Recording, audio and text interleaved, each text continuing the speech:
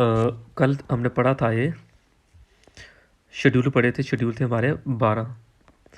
आज next topic है हमारा कॉन्स्टिट्यूशन का। इसमें टोटल पार्ट की बात करें, वो टोटल पार्ट है 22 पार्ट है। अभी जहाँ पे क्वेश्चन कभी एग्ज़ाम में आता कि इन 22 पार्ट में पार्ट 1 के अंडर में कौन आता है। अगर हम बात करें यूनियन और उस टेरिटरी की बात करें, जी आता है आर्टिकल 1 to 4, जिसमें हमने पढ़ा था कि आर्टिकल 1 में भारत इंडिया की बात हुई है। पार्ट 1 के अंडर में आता है union and it's territory.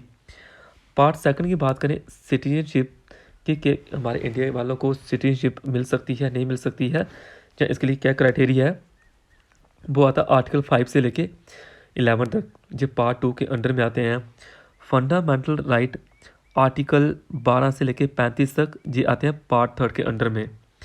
Detail में देखेंगे फंडामेंटल राइट कौन से हैं, एक से लेके जहाँ तक जो जो इम्पोर्टेंट है वो फंडामेंटल राइट देखेंगे हम।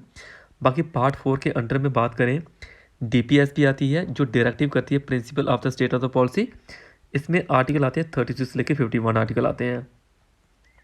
पार्ट 4A के अंडर में आता है फंडामेंटल ड्यूटी की कौन कौन सी ड्यूटी हैं। जो फंडामेंटल ड्यूटी शुरू में हमारे कॉन्स्टिट्यूशन में नहीं थी, ये याद रखना है। 42nd अमेंडमेंट 1976 हुआ था, जिसमें 10 फंडामेंटल ड्यूटी ऐड हुई थी, और उसमें एक 11वीं फंडामेंटल ड्यूटी जो ऐड हुई थी, आज के टाइम 11 फंडामेंटल ड्यूटी है। वो एक अमेंडमेंट हुआ था, उस अमेंडमेंट को बोलते हैं 86 अमेंडमेंट 2002 बोलते हैं। और इसमें जो 11th फंडामेंटल ड्यूटी ऐड हुई थी वो था कि पेरेंट्स के लिए एक कंपलसरी, जहाँ पे सजेशन दी गई थी, ड्यूटी थी कि बच्चों को एजुकेशन प्रोवाइड करना चाहिए था, राइट टू एजुकेशन। पार्ट 5 की बात करें, इसमें आर्टिकल 52 से लेकर 151 आते हैं।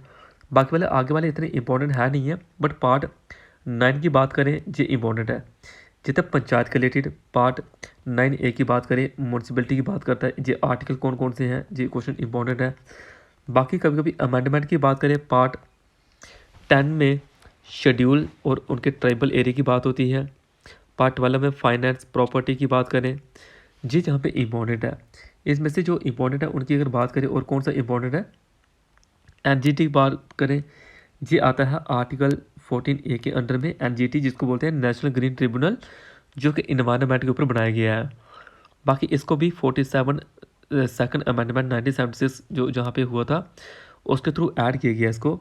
बाकी इसमें इलेक्शन है, पार्ट 15 के अंडर में आता है, आर्टिकल 324 देखने को मिलता है इसमें। बाकी एमरजेंसी बात करें, पार्ट 18 के अंडर में आता है। जी कुछ पार्ट हैं, वो पार्ट आप लोगों के लिए इंपॉर्टेंट है, जहाँ पे दिए गए हैं।